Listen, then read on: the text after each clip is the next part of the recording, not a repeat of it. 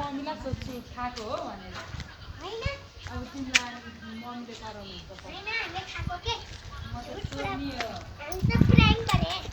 झुटो बोल्नु हुँदैन है नानी के खिच्न लाइक कितलाई कि भिडियो बनाउनु भिडियो बनाएको भिडियो प्र्याङ्क बनाएको प्र्याङ्क त्यहाँबाट घरबाट पनि प्र्याङ्क हुन्छ आवाज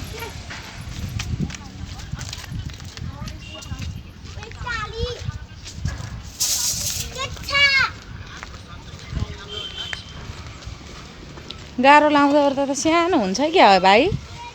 सानो पो भयो त